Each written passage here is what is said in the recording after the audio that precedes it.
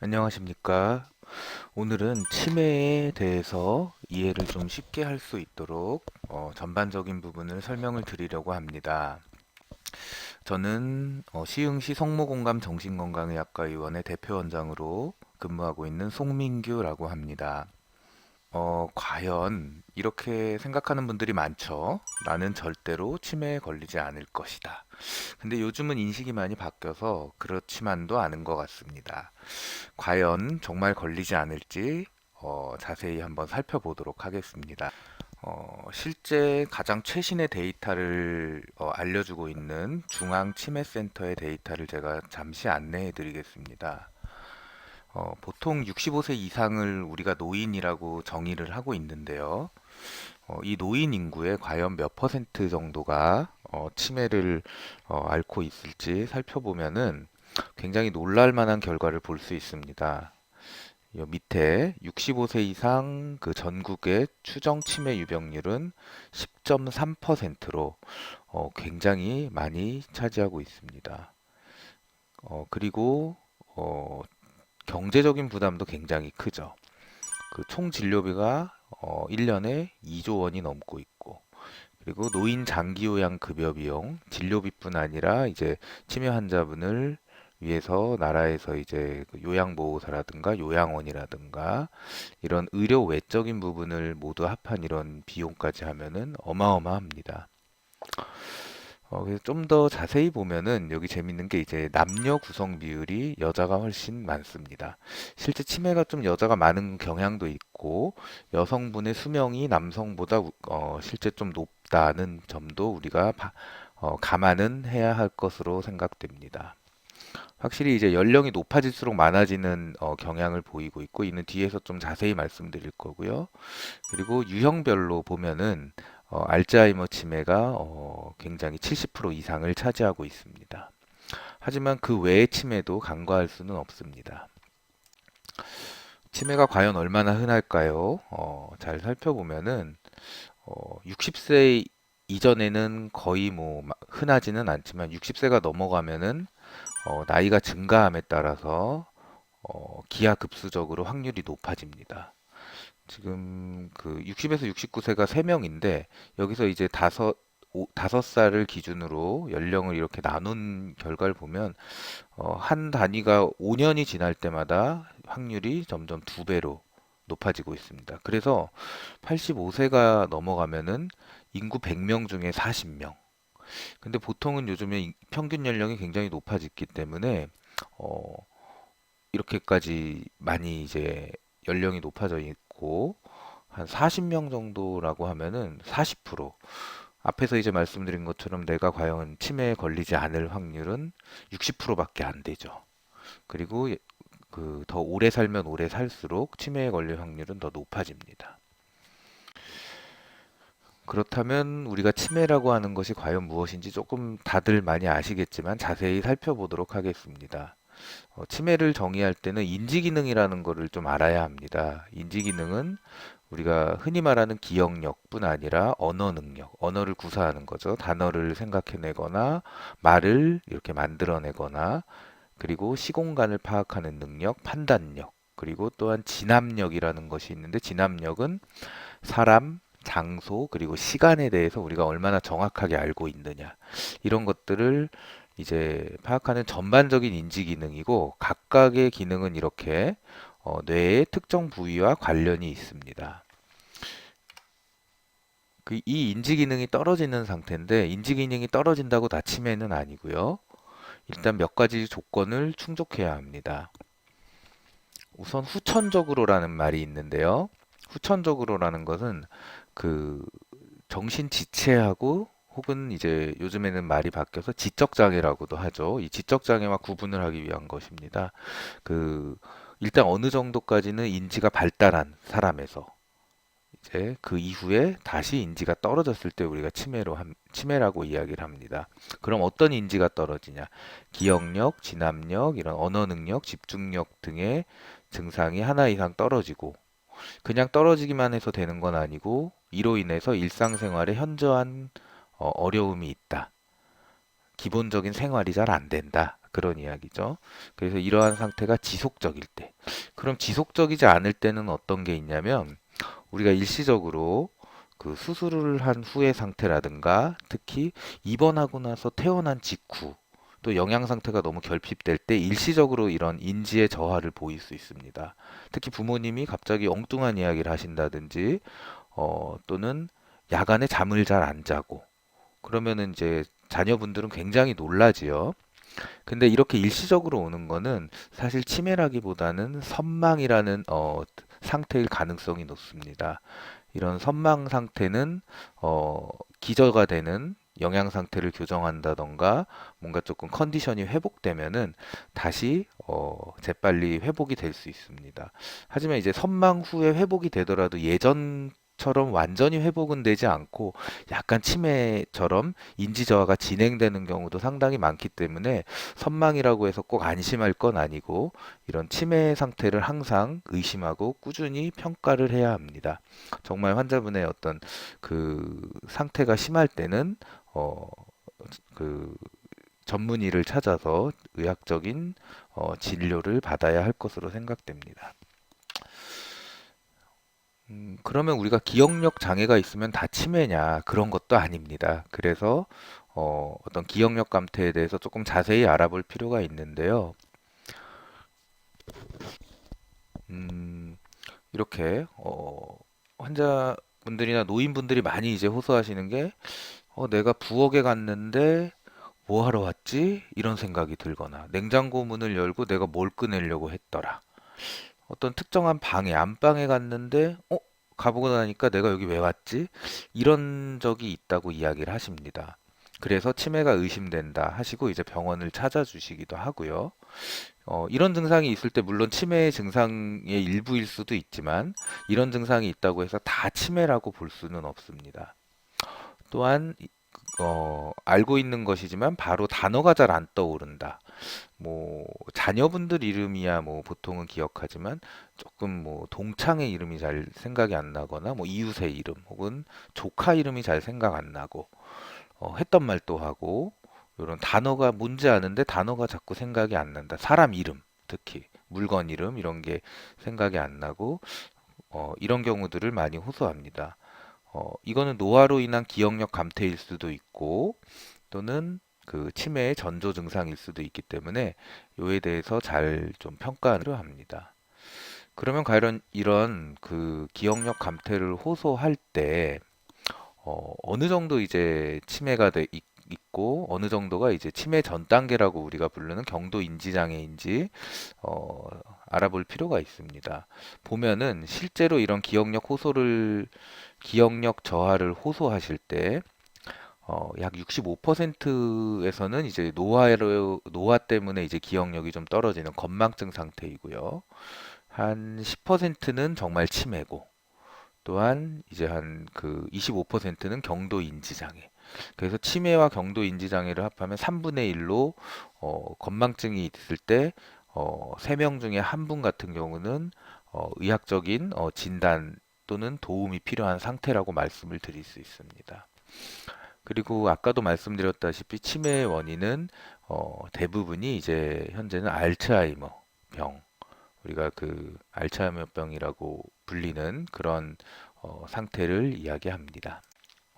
그럼 앞에서 이제 건망증의 약 25%가 경도인지 장애라고 했는데 과연 경도인지 장애가 무엇인지 살펴보면 기억력이 일단 떨어지고 뭔가 신경인지 검사, 뭐 우리가 보건소에서도 하고 뭐 병원에서도 하는 이런 검사상의 어떤 기억력의 저하가 분명히 있지만 일상생활에는 크게 지장이 없습니다. 이제 문단속을 잘 못한다던가 뭐 멀리 외출하거나 돈 계산하는 거 이런 것들은 지장이 없으면서 현재는 치매가 아닌 상태 이런 상태를 이야기하고요. 그래서 하지만 치매가 아니라고 해서 완전히 안심을 할 수는 없습니다. 왜냐하면은 이런 경도 인지 장애의 약 10% 정도는 1년 뒤에는 치매 상태에 이르고 6년이 지나면은 약 80%가 치매에 이를 수 있기 때문에 우리가 보통은 치매 전 단계라고 하죠.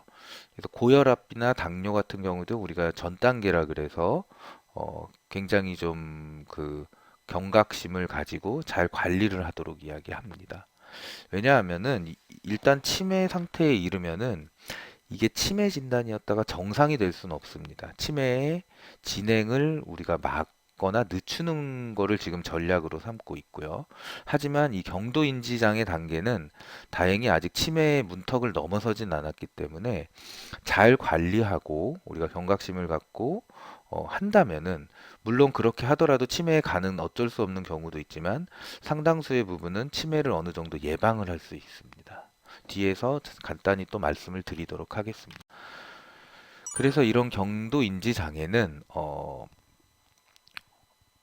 여기 치매 전 단계로 이제 알려져 있지만 사실 실제 뇌에서의 변화는 그 이전부터 있는 겁니다.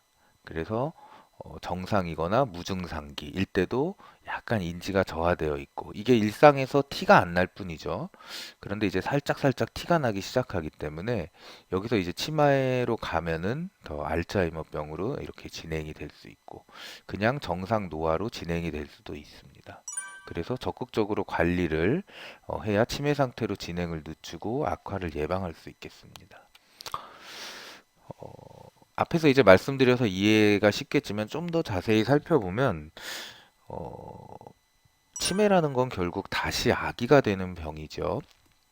우리가 그 점점점 그 아이를 키워보신 분들이 많으실 텐데요. 아이를 키우다 보면은 점점 아이들은 똑똑해지고 운동성도 발달이 되고 어, 기억력도 좋아지고 혼자서 옷도 이제 입게 되고 대소변을 가리고 이렇게 이제 점점 단계를 거쳐 나갑니다. 하지만 치매는 이 역순으로 점점 아이처럼 되는 거예요. 그래서 보호자분들도 굉장히 힘들고 본인도 좀 자존감도 떨어지고 이런 안타까운 경우가 많습니다. 그래서 이걸 이해하면서, 그리고 아이처럼 아이들은 뭐 굉장히 몸도 작고 움직임, 운동성도 적기 때문에 어떤 부모가 컨트롤하기가 그래도 쉽지만 어른 같은 경우 몸도 이미 다 컸고 그래서 보호자분들이 굉장히 많이 힘들어해서 이런 치매 안심 센터라든가 여러 이제 국가적인 도움이 필요하다고 생각이 듭니다. 그래서 이렇게 출생해서 다시 이제 아이처럼 되는 건데, 우리가 출생에서는 부모님께서 우리를 이렇게 돌봐주시고 키워주시죠. 하지만 이제 나이가 들면 부모님이 다시 아이가 됩니다. 그래서 그럴 때 이제 자녀분들이 좀 돌보고 많이 이제 힘든 일을 겪게 되는데요.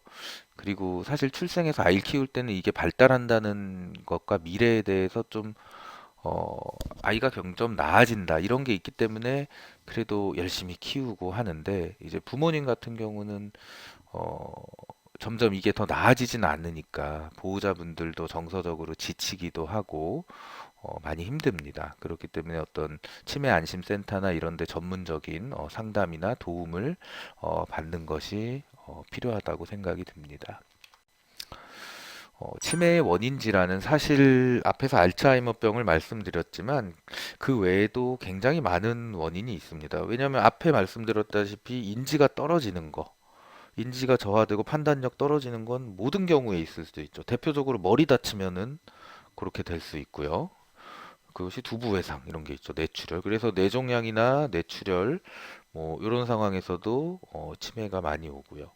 또는 알코올을 많이 먹은 경우, 또는 비타민 결핍, 그리고 갑상선 기능과도 관련이 있고, 어떤 또는 이제 루이소체 치매라든가 전두축두 치매, 이렇게 다양하게 있다. 이 정도만 알고 계시면 될 것 같습니다.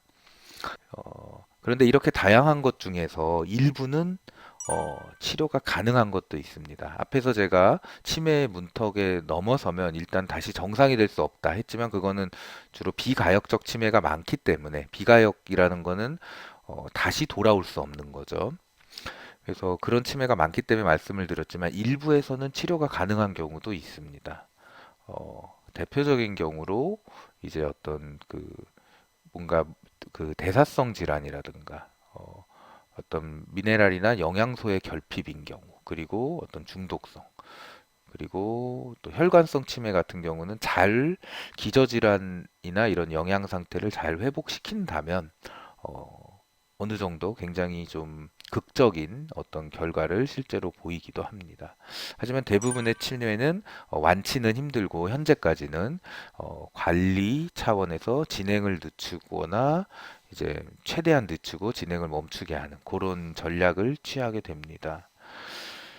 그래서 지금 전 세계적으로 하지만 치매가 문제이기 때문에 현재까지는 이렇게 치매가 불가능하다고 돼 있지만 굉장히 많은 그 자본과 연구 이쪽이 치매에 쏠려 있어서 언젠가는 치매를 극복할 수도 있을 거라고 저는 개인적으로 생각합니다.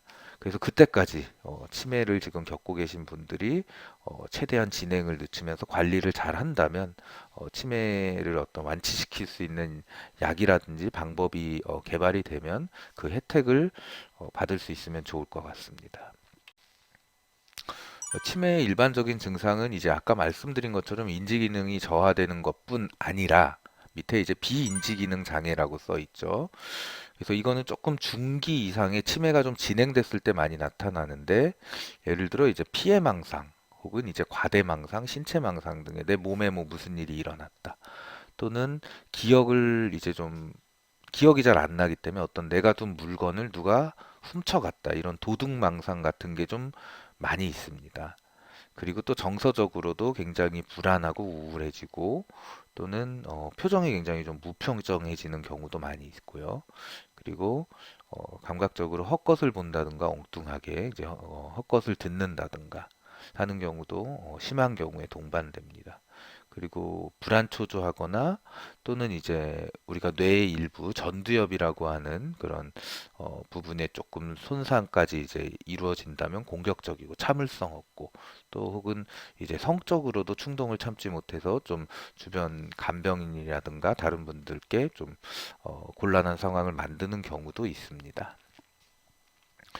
그래서 이런 것들은 하지만 그 비인지기능 장애 이런 사고 증상이나 행동 장애는 우리가 인지기능 증상과는 다르게 어느 정도 특히 정신건강의학과에서 그 약물이나 어떤 방법을 통해서 조절이 가능합니다. 그래서 이런 것 조절에도 좀 이런 증상만 조절이 된다 하더라도 어떤 그 주변 사람들의 어떤 그 힘든 부분 그리고 환자분의 자존감 이런 부분은 많이 좀 도와드릴 수 있기 때문에 이런 부분에 대해서는 도움이 가능하다. 그렇게 알고 계시면 되겠습니다. 인지기능 장애가 대표적으로 이제 어떻게 나타나냐면 사람 이름을 대는 게 힘들고 어떤 예전에는 잘 이해했던 복잡한 방송, 뉴스 내용을 들어도 잘 이해하기 힘들어지고 예전엔 잘 다니던 길에서 몇 번 이제 길을 헤매거나 멀리 어떤 외출을 하지 못하고 이런 증상들이 종종 있고요. 또는 이제 물건값 계산하거나 거스름돈 계산하기 힘들고 은행에서도 계산이 많이 힘든 그런 경우를 많이 봅니다. 그리고 이전에는 잘 다루던 기구, 특히 TV 리모컨 또는 전화기 사용, 스마트폰 같은 경우 특히 이런 거 예전엔 잘 다루었는데 이제 우리 부모님이나 어르신들이 잘 다루지 못하게 됐다 하면은 한번 치매를 의심을 해야 됩니다. 그리고 이게 이런 경우도 많이 있는데요. 이제 된장찌개나 뭐 김치찌개 음식을 했을 때 간이 전혀 안 맞는다든지 예전에 우리 부모님이 하시던 음식 맛이 아니다. 이런 경우도 많이 있습니다. 그래서 가장 흔한 것이 이제 알츠하이머형 치매고 이 알츠하이머 치매는 이제 이 병을 최초로 발견한 의사분의 이름을 따서 이제 만들어진 병의 이름이고요. 그리고 뇌조직의 어떤 신경반 또는 신경 섬유 농축제라는 것들이 이제 이런 물질들이 계속 쌓이면서 뇌의 어떤 기능을 계속 부분 부분을 점점 그 저하시키는 그런 것으로 알려져 있습니다. 그래서 이 증상도 어떤 인지기능 장애나 아까 말씀드린 치매 증상이 이루어지고 근데 이제 중기에서 말기로 가면은 성격 변화, 초조 행동, 우울증 그리고 말기에 이르면 이제 그 다시 아이처럼 그 대소변을 가리지 못하는 이런 힘든 증상이 있어서 이럴 때 이제 대소변을 가리지 못하게 되면은 그 어떤 시설의 도움이나 이런 걸 받게 되겠죠. 그렇게 됩니다. 그래서 초기에는 어떤 기억력을 관장하는 우리가 해마라는 부위에 국한되지만 점차 이제 성격 변화라든가 혹은 그 실행 능력이라고 하죠. 조직적으로 뭐 내가 뭐 일을 뭐 음식 요리를 하면 순서, 된장찌개를 끓인다면 된장을 풀고 뭐 이런 것들에서 하나씩 빼먹어서 맛이 달라지고 또는 이제 충동적인 행동, 공격성 이런 걸 보일 수 있는 전두엽 등 이런 뇌 전체로 진행이 됩니다. 하지만 다행인 건 이런 알츠하이머병의 증상은 다른 치매와 다르게 굉장히 서서히 일어나기 때문에 어느 정도 우리가 단계에 대해서 인식만 잘 하고 있으면 진행 기간을 좀 늦추거나 조절을 할 수 있습니다. 그래서 이런 것에 대해서 알아두는 거 굉장히 중요합니다. 바로 나오네요. 이 치매의 경과는 병의 진행이 시간이 지남에 따라서 이렇게 이제 굉장히 진행이 되게 돼 있는데요. 병이 진행됨에 따라서 어떤 일상생활에서의 독립적인 기능, 일상생활 기능 저하가 확 현저하게 떨어지는 경과를 보입니다. 그래서 이제 사실은 이 기능 저하가 일어나기 한 15에서 20년 전부터 어떤 뇌에서는 병이 서서히 진행이 되고 있었다는 거죠.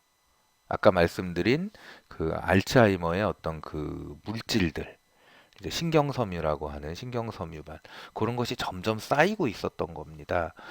그래서 빨리 우리가 발견을 할 수 있다면 병이 진행되기 전에 아무래도 예측을 하고 좀 더 빨리 개입을 하면은 좀 더 병의 진행도 좀 그 늦추고 기능 저하도 막을 수가 있겠죠. 그래서 이런 쪽으로 지금 연구가 계속 진행이 되고 있고 실제로 그래서 조기 발견을 최초 증상이 살짝 나타나기 전에 계속 조기 발견을 하기 위해서 어떤 중앙치매센터나 이런 데서 홍보도 하고 보건소 또는 치매안심센터에서 그 노인정에 찾아가서 미리 선별 검사도 하고 그렇게 하고 있는 것입니다. 초기 치매의 경우는 기억력 저하가 가장 대표적이고요. 대화하다가 했던 말 또 하신다. 이게 제일 큽니다. 왜냐하면 그 치매에서 나타나는 그 기억력 저하는 최근의 기억이 떨어지는 거고 옛날 것들은 잘 기억하십니다. 그래서 어, 최근 건 기억이 안 나기 때문에 상대적으로 옛날 얘기를 더 많이 하시거나 자꾸 옛날 말 하시고 또는 했던 말 또 하시고 최근 일에 대해서는 잘 기억 못 하시고 그런 경우에는 치매를 좀 의심을 해야 됩니다. 그리고 돈 계산이 틀리거나 관심과 의욕이 없고 귀찮아지고 또는 이제 기억력 저하를 보상하기 위해서 누가 자꾸 훔쳐갔다고 하는데 실제 살펴보면 어딘가에 잘 보관되어 있고 그래서 제가 어떤 진료했던 한 환자분은 계속 리모컨을 잊어버려서 결국은 리모컨이 한 10개가 집에 됐다고 합니다. 계속 없어졌다고 생각할 때마다 사서 그런 경우도 있었고요. 그리고 이제 중기 정도가 되면은 이제 점점 엉뚱하게 누가 봐도 티가 나는 거죠. 그 엉뚱한 대답을 하고 언어 표현도 어려워지고 말수가 적어지죠. 그리고 좀 부적절하게 옷을 입긴 입는데 계절에 맞지 않게 입거나 좀 외모를 치장하는데 실수가 많아져서 도움이 필요하고 어떤 집안에 좀 복잡한 전기 기구라든가 도구를 잘 다루지 못하면서 약간 고집이 세진다고 표현을 합니다. 어떤 주변의 가족들은 고집이 세지거나 좀 울컥울컥하는 어떤 좀 공격적이거나 충동적인 모습이 나타나기도 합니다. 그러면서 환각을 경험하기도 하고 그래서 이제 말기가 되면은 어, 점점 정말 아이처럼 혼자서는 전혀 생활하지 못하고 어떤 지금 여기가 어딘지 뭐 지금 시간이 어딘지도 잘 모르고 판단력도 굉장히 떨어지고 어, 좀 걸음걸이도 굉장히 느려지거나 어떤 힘들어지는 모습을 보이고요. 대소변의 실수 그런 것들도 있고 이제 움직임이 많이 떨어지다 보고 위생이 저하되다 보니까 감염의 위험도 높아집니다. 우리 이제 환자분이나 보호자분들께서 많이 이제 그 궁금해하시는 게 치매가 과연 유전이 되냐 이렇게 많이 물어보시는데요. 사실 만 65세 이전에 발생하는 조기 발병 알츠하이머병은 가족 내에서 여러 사람이 발생하는 경향이 있습니다. 하지만 이건 치매의 한 5% 정도에 불과하고요. 그래서 많지가 않아요. 근데 이제 65세 이후에 우리가 발병을 하죠. 대부분의 치매가 이렇습니다. 그런 경우에도 이제 이런 사람이 가족 중에 있으면 치매 발병 위험은 2배 정도 높습니다. 하지만 가족 중에 치매 환자가 꼭 있다고 해도 치매에 걸릴 확률보다는 걸리지 않을 확률이 훨씬 높습니다. 그래서 이거를 요약을 하면은 그 일단 부모님께서 그 치매가 있었다 하면은 조금 경각심을 가져야 되는 건 맞지만 너무 겁먹을 필요는 없다. 하지만 제일 중요한 건 부모님이 언제부터 치매 증상을 보였냐 하는 겁니다. 만약에 이제 부모님이 정말 드물게 지금 뭐 제 환자분 중에도 있지만 한 40대 때 치매가 진단이 되고 이랬다. 그러면 조금 경각심을 많이 가져야 됩니다. 이런 치매는 굉장히 드물지만 가족성 경향이 높은 치매이기 때문에.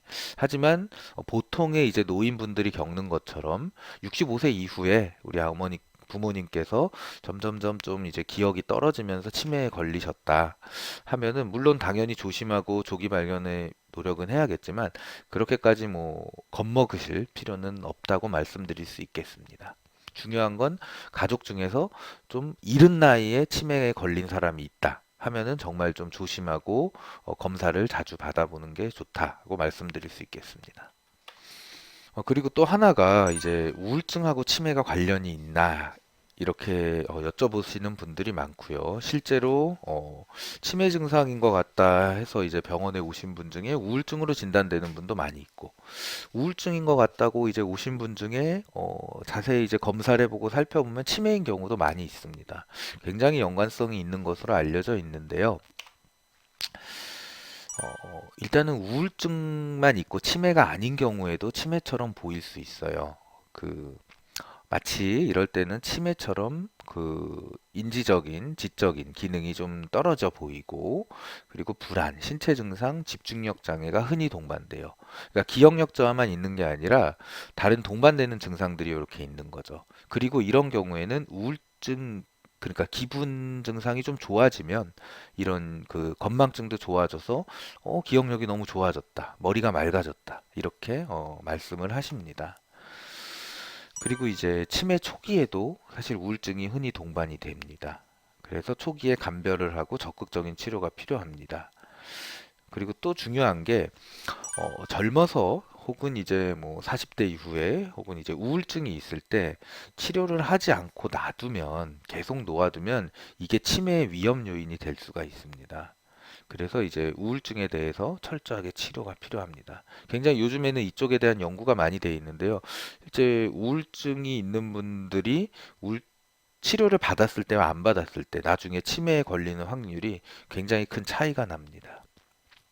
그리고 또 하나 이제 차이점은 어, 우울증으로 오는 이제 치매는 그러니까 치매증 건망증인데 우울증인 경우에는 환자분들이 그 내가 치매인 것 같다 해서 본인이 걱정돼서 오십니다. 그러면 대부분은 이제 우울증인 경우가 많고요. 그 자녀분들이 보고 나는 환자분은 나는 치매가 아닌데 자녀분이 보고 우리 부모님 좀 인지기능 떨어지시고 한다 해서 오는 경우는 오히려 진짜로 치매일 경우가 많습니다. 그런 것도 하나의 감별 포인트가 될 수 있겠습니다. 노인 우울증 같은 경우에는 이제 우리가 정신적 감기라고도 합니다. 왜냐하면 앓고 지나가고 잘 빨리 발견해서 치료를 하면은 금방 호전이 될 수 있기 때문인데요. 이런 증상으로는 괜히 의심이나 짜증이 많아지고 입맛이 좀 떨어져서 식사량도 떨어지고 말수도 좀 적어지고 그리고 이제 치매하고도 같은 증상인데요. 그 무슨 말 들어도 잘 요즘에 기억이 안 나고 뭐 글이나 활자 읽어도 별로 기억이 안 나고 뭔가 쉽게 포기하고 예전에는 그냥 어느 정도 할 수 있었던 일들도 포기하거나 그 가족들에게 의존하게 됩니다. 그리고 여기저기 아픈 곳이 많고 잠을 잘 못 자고 가슴이 답답하고 불면증, 식욕 부진, 감정을 조금 둔해지는 거. 그래서 이런 것들은 우리가 가성치매라고도 불리지만 실제로는 우울증이고 우울증에 대한 치료를 하면 대개의 경우 이런 증상들이 모두 좋아지는 경우가 있습니다. 치매의 발병을 미리 알 수가 있을까요? 현재까지 그 알츠하이머 치매의 원인은 불분명하지만 위험 요인은 있습니다. 어, 그래서 그런 것들을 좀 어, 알고 좀 나면은 예방을 할 수 있습니다. 위험 요인으로는 뭐 나이가 많은 거 그게 가장 크고요. 그리고 남성보다는 여성분한테 앞에서 말씀드렸다시피 그런 게 좀 많은 것으로 되어 있습니다. 예방하는 거는 이렇게 이제 뭐 성인병, 기저질환을 좀 잘 관리하고 균형 잡힌 식사를 하고 운동을 규칙적으로 하는 건데요. 결국은 생각을 해보면 그 뇌의 어떤 전반적인 기능이 떨어지는 거죠. 물론 이제 어떤 그 알츠하이머라는 그 병에서는 어떤 일특정 물질이 침착돼서 뇌 기능이 떨어지는 건데 결국은 뇌의 어떤 그 영양소도 이런 뇌 혈관을 통해서 공급을 받습니다. 그래서 우리가 결국은 혈관 관리를 잘해야 된다. 근데 이제 고혈압이나 당뇨 같은 경우는 혈압이 높거나 어, 그 당뇨가 있으면은 그 굉장히 안 좋죠, 혈관에도. 그리고 콜레스테롤이 높으면. 그래서 이런 것을 혈관을 깨끗하게 관리를 하는 것이 중요하고요. 이런 질환이 있는 분들도 수치를 잘 관리하는 게 중요합니다. 그래서 이제 식사도 규칙적으로 하고 운동도 꾸준히 하고 그리고 중요한 게 잠도 잘 자야 됩니다. 이제 요즘에 연구에서는 잠을 많이 잘 자는 중에 특히 야간의 수면 중에 이 어떤 뇌에 쌓여 있는 그 아밀로이드 반이라 그러거든요. 그 침착된 물질을 그 물질이 어느 정도 좀 그 뇌 밖으로 좀 이제 청소가 되는 그런 기능이 있다고 알려져 있습니다. 그래서 수면이 힘드신 분들이 어, 간혹 물어보십니다. 이제 그 수면제를 먹는 게 치매에 좀 안 좋다고 알려져 있는데 이거에 대해서는 좀 어떠냐 이렇게 질문하시는 분들이 많은데요. 실제로 수면제 사용이 어떤 그 치매의 확률을 좀 높인다는 연구가 있기는 있습니다. 그게 좀 대만 쪽에서 연구가 있는데요.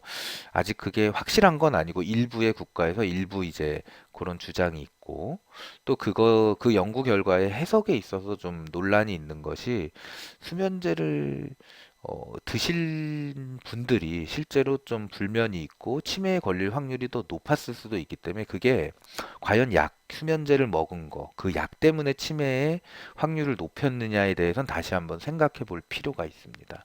그리고 이렇게 정말 힘들고 불면이 있는 경우에는 물론 제일 좋은 건 약을 안 먹고 잘 자는 거죠. 하지만 약을 안 먹고 못 자는 것보다는 약을 먹고라도 잘 주무시는 것이 치매 예방이나 어떤 정서적인 어, 평가에는 도움이 되기 때문에 어떤 전문적인 의사의 도움을 받고 그 처방에 따라서 적절한 수면용 약을 처방받는 것은 오히려 도움이 될 수 있다고 할 수 있겠습니다. 그래서 이제 치매를 예방하려면 이제 운동을 하고 금주를 하시는 게 좋고요. 좀 즐겁고 적극적인 생활을 하고 어, 머리를 다치지 않도록 조심하고 불확실한 요법 뭐 알려지지 않은 거는 이제 실시하지 않고요. 그리고 조기에 좀 치매 예방을 위해서 좀 진료를 받고 상담을 하는 게 필요하겠습니다. 몸을 건강하게 유지하고 머리를 쓰는 활동, 지속적인 교육 및 학습 이런 것도 좀 도움이 많이 됩니다. 그래서 치매 안심 센터에서 이런 프로그램들을 많이 운영을 하고 있는 것으로 알려져 있는데 안타깝게 요즘 코로나 때문에 좀 활동이 위축이 되는 것 같습니다. 이런 교육이나 학습 활동을 꾸준히 하는 것도 도움이 됩니다. 치매 진단은 사실 그 병원이나 이제 치매 안심 센터에 내원을 하시게 되면은 특정한 일부 검사를 통해서 여러 가지 이제 필요한 경우에는 뇌영상 검사나 혈액 검사도 하고요. 그리고 인지 기능에 대한 자세한 검사. 그리고 중요한 거는 그 이 검사를 통해서만 하는 건 아니고 병력이나 생활력이 중요합니다. 앞에서 말씀드렸다시피 인지 기능은 떨어지더라도 이게 어느 정도 기간에 거쳐서 어떠한 변화 양상을 보였는지 그런 게 중요하기 때문에 환자분을 잘 아는 어떤 보호자분의 어떤 그런 보고 혹은 이제 이런 것들이 굉장히 도움이 돼서 한 가지 이제 말씀을 드리면 환자분 혼자 스스로 물론 가는 것도 필요하지만 혼자 가면은 사실 치매를 인지 아닌지 판단하기에는 조금 부족한 면이 있습니다. 물론 당장 현재의 인지 기능이 어떤지는 알 수 있지만 그래서 그 보통은 보호자가 같이 가는 게 좋습니다. 그래서 우리 어머님이 뭐 언제까지는 어땠는데 한 6개월 전부터 혹은 3개월 전부터 좀 서서히 혹은 급격하게 또는 그 전에 무슨 일이 있었다. 이런 것들을 정확히 알려주시는 게 진단을 하는데 굉장히 큰 도움이 됩니다. 그런데 이제 초기에 병원이나 이제 치매센터를 찾지 않는 이유는 내가 치매일 리 없다. 또는 이제 뭐 건망증은 뭐 다 그런데 뭐 내 주변에 뭐 다 그렇다. 나이 들면은 다 그런데 뭘 병원까지 가느냐. 이렇게도 생각하시고 어차피 치매 걸려봤자 뭐 요즘 치료도 못 한다는데 미리 알아서 뭐 하냐. 겁만 난다. 이런 분들이 많이 있습니다. 하지만 그렇지 않고요. 기억력이 좀 떨어지고 주위 사람들도 조금 깜빡깜빡 한다고 이야기를 듣거나 조금 예전 같지 않은 것 같은데 한번 권유를 받을 때는 검사를 받아보시는 것이 좋습니다. 그리고 중요한 일에 집중해도 기억이 예전 같지 않고 이럴 때 하시는 게 필요하고요. 그래서 만약에 검사를 해서 정상이라면 1년이나 2년 간격으로 필요하면은 정기적으로 점검을 하는 게 필요합니다. 본인이 조금 약간 예전 같지 않은데라고 점점 느껴질 때마다 검사를 반복하는 게 좋고요. 그리고 이제 경도 인지 장애로 진단이 된 경우에는 위험 요인 어떤 기저질환이나 이런 걸 제거하고 원인에 따른 좀 치료를 하고 계속해서 1년마다 계속 검사를 반복하는 것이 치매로 혹시 가지 않았는지 계속 예방하고 관리하는 게 필요합니다. 일단 치매로도 혹시 진단이 됐다 하면은 어떤 원인에 따라서 치료를 하고 관리를 하는 게 필요하겠습니다. 그래서 이렇게 좀 빨리 진단을 하는 게 중요한 이유는 앞으로의 치료 계획을 수립할 수가 있고요. 그리고 어떤 치료 가능한 치매라고 하면은 원인을 발견해서 치료가 정말 될 수도 있고 진행 속도를 더 늦출 수가 있고요.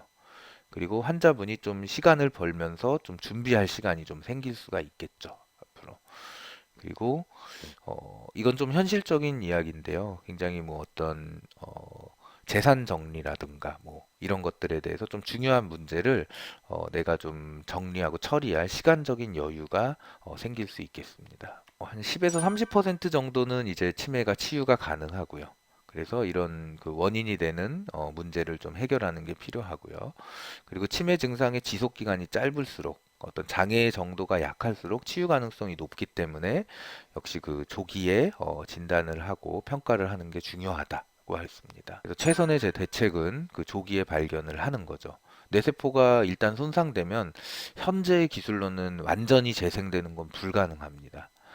그래서 이제 진행되고 나면은 치료 효과가 좀 떨어지기 때문에 빨리 치료할수록 치료의 효과도 더 빨리 느낄 수 있다. 그렇게 생각하실 수 있습니다. 치매 약물도 물론 이제 완치하는 약은 없지만 시간을 굉장히 많이 벌어줄 수 있습니다. 그래서 치매 약제의 사용에 따라서 어, 어떤 분은 쉽게 말씀드리면 치매를 증상을 보이고 나서 1년 만에 요양원에 들어가셔야 되는 경우도 있고 하지만 어떤 분은 관리가 잘 되고 약물도 드시고 가족들도 관심을 갖고 영양 섭취도 잘하고 기저질환 관리를 잘하면은 어, 보통은 2, 3년 정도 그 아까 그분보다는 이제 시간을 더 벌고 많으면 한 5년 정도까지도 더 늦출 수 있는 경우가 있습니다. 그래서 치매약을 적극적으로 복용을 하면서 관리를 한다면 그 요양원에 갈 때까지의 시간, 쉽게 얘기해서 이제 말기 치매, 중기에서 말기 치매가 되는 그때까지의 시간을 벌 수가 있습니다. 그래서 시간을 벌면서 완치약이 나올 때까지 기다리자. 그렇게 저는 환자분들께 말씀을 드리고 있습니다. 예, 여기까지고요. 감사합니다.